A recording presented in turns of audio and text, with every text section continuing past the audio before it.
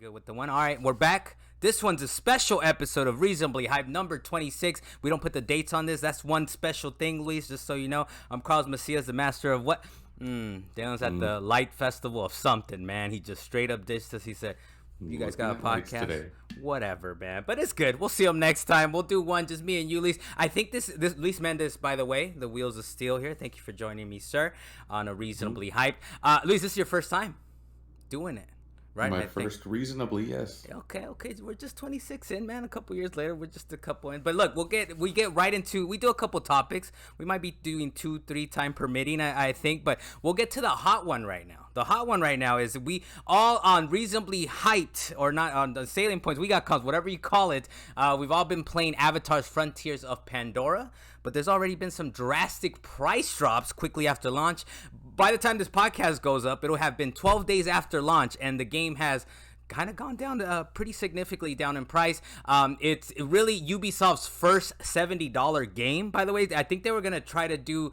what is it? Stone Pirates and Bones or whatever the game is. People have been waiting for this pirate game. Skull and Bones. Thank you very much. Skull and Bones was supposed to be their first like increase in price, but they're like, well, Avatar's coming out. Let's do it with this one, right? And this is like, I'll read a little bit off of a VGC article. They said, developed by Ubisoft's Massive Entertainment, the game was released on December 7, priced at $69.99 for PlayStation 5, Xbox Series X, S, and PC. However, in the US, it's already available for $49.99 at retailers, including Amazon, Target, and Best Buy. So that's kind of, what is that, $20? That's $20 off right away. They will be doing DLC for this game. I hope it doesn't go the way of was it Cyberpunk, or was it one of these games where they were like, we're not gonna do that DLC after all? Or it was one, I thought it was Cyberpunk. I don't remember. It was one of these games that hopefully it doesn't go that way. That Ubisoft recently confirmed plans to release 2 quote-unquote story packs as part of an Avatar's Frontiers of Pandora season pass, which is included with the game's Gold $110 and Ultimate $130 edition. The Skybreaker will be released next summer ahead of Secrets of the Spires in autumn 2024. This is interesting to me, Luis. The fact that like, it's very sudden. I mean, games do go down in price, right? We know, like, Forsaken and all these games, like, it does happen. But I feel like this is a big enough game that it's kind of nice if you guys have heard our impressions, right? But it's like, it's kind of interesting. Like, is it too late? Like, is this why people launch on Black Friday? It's like, there's no real blast radius now. Are people not interested in Far Cry Cross Navi? I don't even think people really know that it's sort of a Far Cry game with blue people. Or is it just they're not interested outside of the films? I mean, what do you think? We'll start off with you, Luis. What are your thoughts on this, man? Who's comparing it to Far Cry? You? Yeah, I played it. Oh, I played it, sir. I think I saw it online too, by the way. But I as soon as I played it, I was like, so Far Cry shit right now, man. I gotta get these pieces. I gotta craft them together, make bullets. You don't make bullets in the Far Cry games necessarily, but you craft stuff. Okay. But besides that, all right, you don't like the comparison. That's okay. That's fine. No, I was just curious. Yeah. I was just curious if that was original or not. Okay. Okay. But yeah. I mean, this could be two-pronged. I think it's more two-pronged than anything. I wouldn't necessarily read into it too much. I don't think they expected this to sell like hotcakes necessarily. Yeah. I mean, in general, I think IPs that are licensed from film don't necessarily sell the greatest, So, and I think this is possibly a reason why people are like, oh, it's an Avatar game. Like, I don't really care. Maybe that's kind of the thing. Yeah. But I took a leap of faith launch day, and I was just like, $70? Fuck it, I'm down, dude. If it sucks, whatever. I'm out $70, whatever. And I haven't been able to say my impressions yet in the game, and I'll get into it later. But I do like it. I want to hear them too, because it is. Are you an Avatar fan? Like the movies? Do you like the movies, or it was like, it seems like a cool enough game? Okay. I like the first one. The last one was pretty good. It was okay. There's some criticism. I don't know if we necessarily need to get into. But I actually subscribe. I don't know if we've said it on Wax, but I subscribe to the idea that the sequel's better, man. I saw and that's like having seen the first one like in the lead up to it, right? I saw the original. I was like, I don't really remember it that well. It's dude. It came out like 10 years later, man, and I can't believe that this man James Cameron was like, they're gonna be back to back 3, 4, 5, and 6. Like, this guy's gonna be long gone. by the time he gets to the full arc. But I think I like the second one a little bit better. They all have their faults though. They all have their pros and cons. I feel the first and the second one. But it is just the timing is weird though, because it's not like the movie just came out or there's one around the corner necessarily. So the timing of the game, like, it would make more sense that way, right? Yeah. If it's like the game's out now, there's a movie out, but because I guess there's not necessarily a tie-in, could be why they decided on this. But I also do think that maybe it could be it's not selling as well as they thought, and also it's just the holidays are coming up, man. Drop $20, maybe we'll get people to pick up on it, and that'll sort of make up for the DLC that they have, so they could get both for the same price. It is kind of like Xbox, right? Xbox has been at $350, right? Like, it goes on and off. Like, the light turns on, turns off. Like, they're like, it's fine, Xbox, man. Give it to somebody. We just need them in the Game Pass ecosystem. But maybe it's that too, right? Maybe it's like, we dropped it outside of probably people might have already bought video games. They might have bought in like these bigger price type of stuff. And they're like, it's over, man. December 7th, we're not. And they're like, all right, let's bring it down in price. I think they were probably trying to avoid some of the big games though, right? Like, Modern Warfare and all that stuff that, like, we call it on the pod, the blast radius. But yeah, it's very interesting. I think you kind of hit it on the head on the nail, on the nail on the head. The second one. That it's really like, it's weird, right? It's the movie came out last year, the sequel. Right, like, and it was kind of a holiday movie. So either they do it last year or they clean it up a little bit more and wait till the third one, right? Especially because it's really like sort of a side story in a way, right? There's people in the background doing shit, right? Like the main characters of the movie. You hear about them. You hear about them. But yeah, well, before we get into the next topic, which this was just interesting, we'll see how kind of it plays out. We'll see if it goes up in price into the new year. But yeah, give us a little bit of your impressions, because we haven't heard them. It's like you're surprised. You're as surprised as me and Dalen, and I don't know if Dale's too surprised, but I know me and Dalen were like, I don't think he started it yet. I think he's seeing like the the stuff I posted on Twitter and us kind of talking about it when we met up with him this past weekend. I think now he's kind of like, okay, maybe. Yeah. He can get it on. But for me so far, the weakest part of the game has been the intro, and that's it. Like, to me, everything else has been like spot on, pretty awesome so far. Yeah.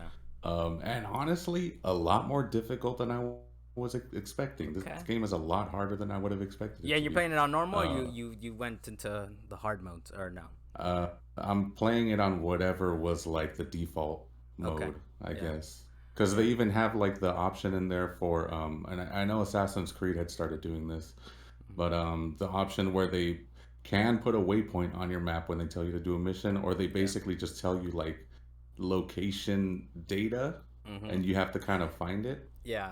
I think I left it on the one where I'm like, just tell me where it is, man. I think I did the same thing, man. Tell me where to go. But even so, I spent, I think I was going to wait till the end, but it might be the last episode for the year. But maybe we can find some time, right? But no promises there. But I was going to say, in what you've been playing this week, that I was like, one of the things for the game is like, where the fuck do I go, man? Like, I understand you're like, oh, there's go to the tunnel-ish area. But then I'm like, climb where? Go where? So that's actually one of the things that I think the game, the signposting is a little rough. Maybe it's just me.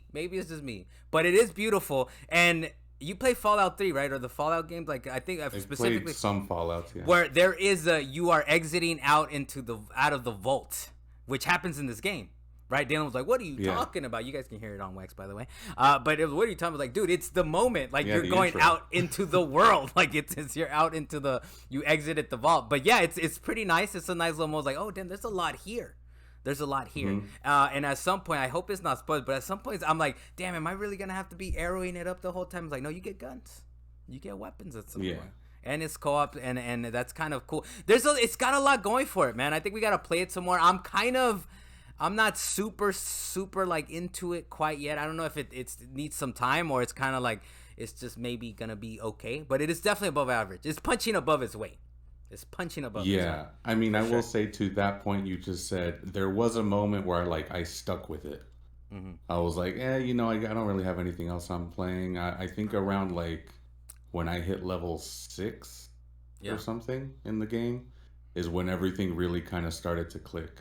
Yeah. Like I was like, okay, I need to go hunt and gather these things. I need to go craft this thing and do these weapons and swap out to this loadout. And now I gotta, um, cook this food so I could like get more I health still or gotta be figure out how to stronger and cook. By the sneaky. way, I don't know where to. I don't know how to do that. I know because you get slabs of meat. I was like, that's some nice wagyu. Is that what you call it? Wagyu slice of beef. And I was like, I just gotta figure out where to Yeah. cook it, man, because I know it's gonna give me That is more. kind of one of the I guess problems of the game. What you just said, you're like, I don't know how to do this. I think it takes too long Yeah.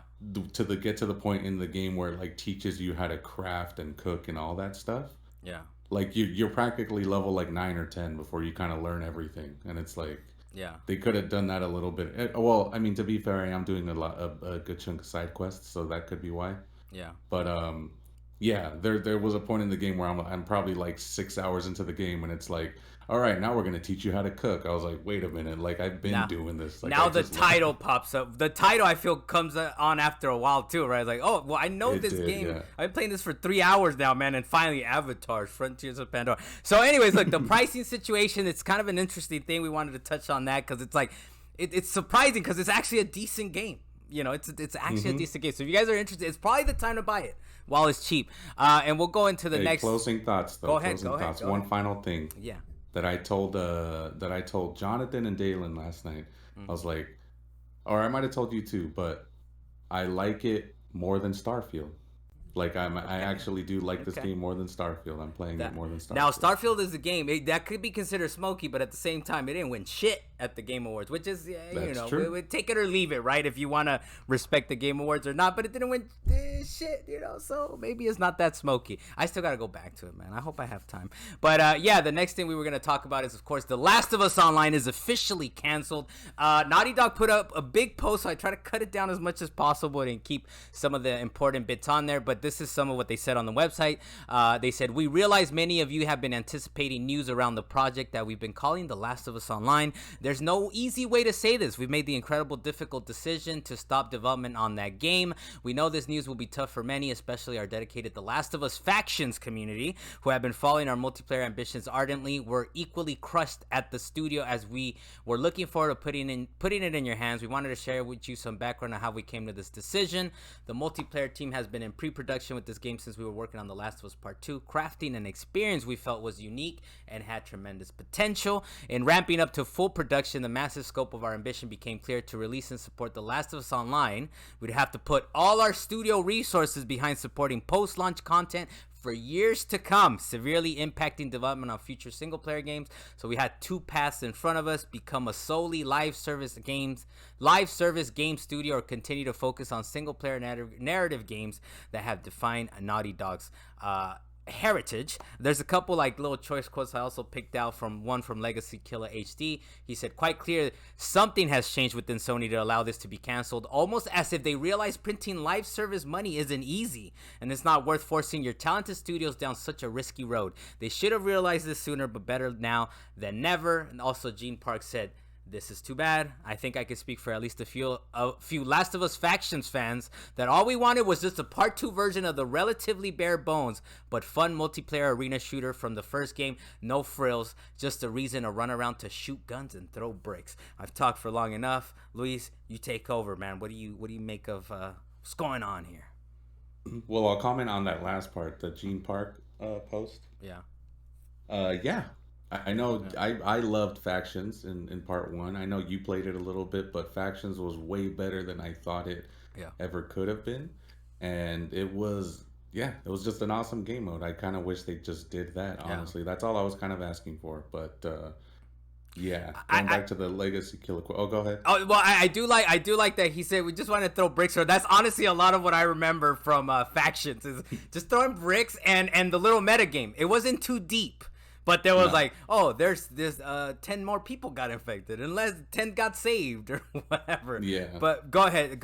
My bad, man. What's the legacy thoughts on what he said? Yeah, I honestly didn't think about that, but that maybe does kind of make sense given with the news of, they just acquired Bungie not too long ago and Destiny's kind of suffering. Threatening their lives. Right? It's like you're no longer gonna be independent if you keep fucking up.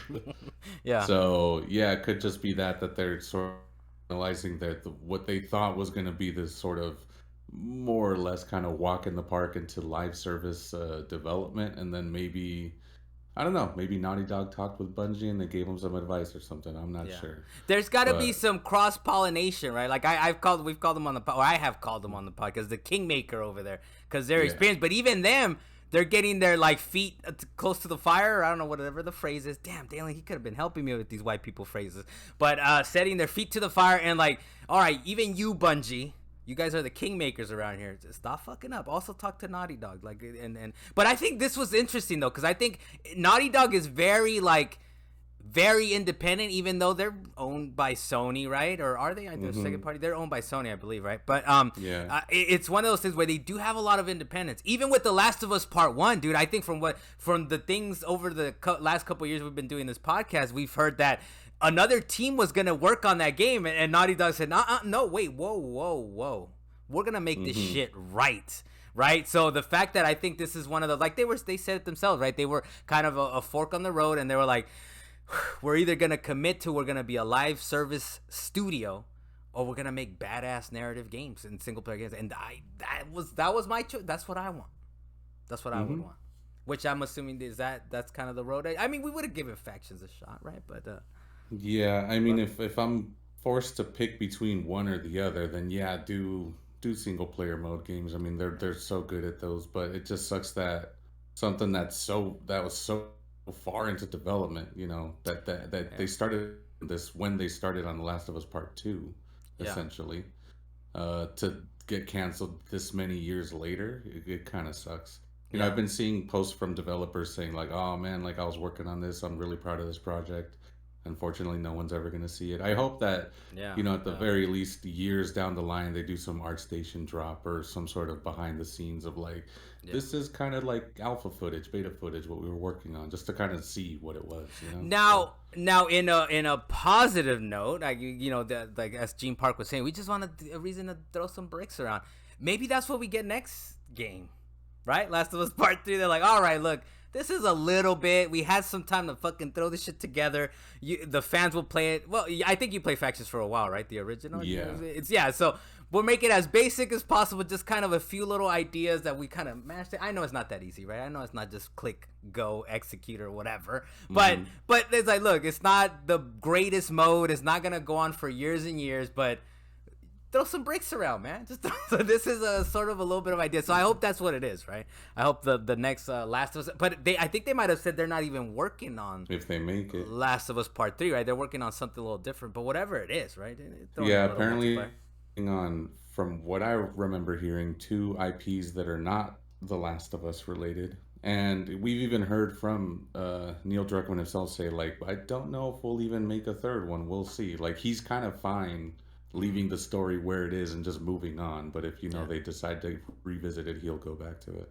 Yeah. So we'll see kind of, I mean, that's it. We kind of saw the writing on the wall, right? We were hearing rumorings with Bungie kind of getting their hands in there and like, this is what's going on. But yeah, I mean, they said themselves, it seemed like they were onto something. Right, but they definitely had to make a decision. Was like, and I think I think Bungie and Naughty Dog. I mean, it's a matter of, it's subjective, right? But I think they're both right up there as far as their quality levels, as far as their work ethic. I don't know if work ethic, but their sense of craft. Part of what hurts Destiny is the fact that Bungie wants to make a good fucking experience, and they're like, it's gonna be 3 hours because we want to make it like correct, even though the last one they did was a little rough, right? But maybe they were being rushed at that point as well, right? So, and that's probably the final shape we're getting. It's kind of late, right? That's the final hurrah, and it's like, I'm ready for it. And I think Naughty Dog was like, we're looking at what these motherfuckers are dealing with. They're over here like, you're not gonna be independent for much longer. And maybe it's the writing on the wall, right? Maybe it's the writing on the wall. They're like, we don't want to do that. Any other thoughts on that? We'll just kind of end it with one more point here. We do it quick around here. I hope you're enjoying your reasonably hyped episode, at least.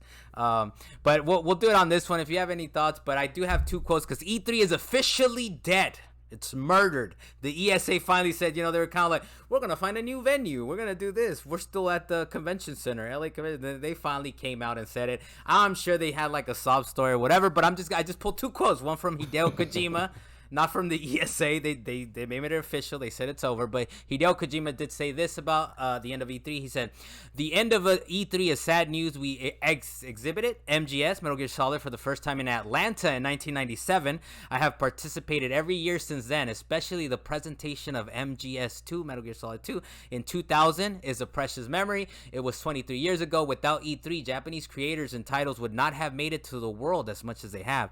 It was easy to connect with people from all over the world by attending parties and conferences. I have nothing but gratitude. Thank you, E3." And there's another quote that I like from Mika, who's the president of Digital Eclipse. They did a kind of a historical type of game. I don't know if you've heard about it, Luis, but it's called The History of Karateka or something like that.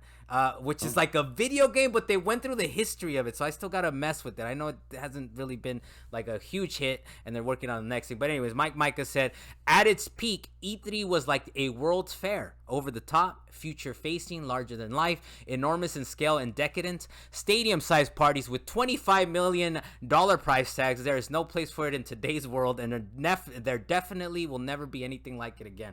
I did manage to go to E3, I think from 2009 to I went a few years. I think the last one I went to was maybe 14. And yeah, man, you could see all that. There was definitely, whether there was parties there at the convention center, outside of it, people would gather. It was kind of a moment for everyone to gather. I know it's gotten a lot of shit, which is funny because now that it's dead, it's like when you go to someone's funeral and it's like all anybody can say is nice things, right? It's like, oh, E3. This is but it was cool. It was cool, and it was a moment in time. And I love the quote from Hideo Kojima, right? That he's like, it wouldn't have been as huge. And the fact that he fucking trolled us in 2000. If you guys don't know, I feel like it's 23 years since MGS2, but it was like, ooh, Solid Snake is back. And guess what? You don't play as Solid Snake through that whole game. You do not. Play as a naked Raiden at some point. Yeah, it's. Oh, have you never played Metal Gear Solid 2? Damn, did I spoil the game for you? No, because I knew that you played as Raiden. Yeah. When I heard that, I was like, oh, I'm just not gonna play this. Okay. Not only that, there's the demo that came out originally with Solid Snake, and it's like a maybe 20-30 minute demo, and everybody's hyped, dude. Game comes out, that demo is the first mission, and right after that, you're playing as Raiden, dude. The whole fucking game was like, okay, Hideo. I know. Any thoughts on that, Luis? Like E3, the death of E3, or? Well, so the only E3 I ever went to was one with you, and I guess it must have been 2012, 13, something like that. Yeah. And then I remember going to that one, and it was a nice experience. Pretty cool to kind of see all those things all over, and seeing industry things happening. Yeah. But oh no, it might have been a little earlier than that. That doesn't really matter. But the point is that soon after that is when they started opening it to the public. Yeah. And I was like, I had only been to that one E3, and I thought, wait, there's gonna be more people in there? Like, it already feels kind of crowded. Yeah. So I just never went to an E3 again. Mm-hmm. And honestly, that's a lot of people said it and complained about it at the time. Yeah. But if you kind of look back and you want to find a point of like a turning point, I think that really is what it is. When they open it to the public, and I mean, I guess I kind of get it. They're trying to make some money back and get some people to pay to go in, but that's probably what ruined it. And that's they were trying to figure some stuff out, right? That is a part of it, I think, just that they wanted to get more people in. But more than that was Nintendo pulling out, Sony pulling out. It's kind of like at that point, like you don't even have the biggest faces here anymore, right? But I think the death knell was basically COVID, man. COVID was like shut everything down. Like you guys were already struggling, now you're out. But hey, rip it, like you like to say in real IRL, Luis. Rip in peace. Rip in R.I.P. R.I.P. in peace or something. One of those.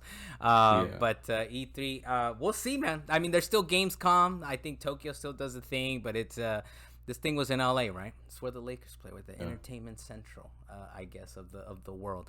Hey, but that's been a episode's Reasonably Hype number 26. Hope you guys enjoyed it. Thank you for joining me on the first episode. I hope it was pretty smooth. No one interrupting you, Luis. No giving you a chance to talk. But it might be the last one of the year. I don't know, unless I can kind of convince you guys to record, because I know next week is New Year's. No, Christmas.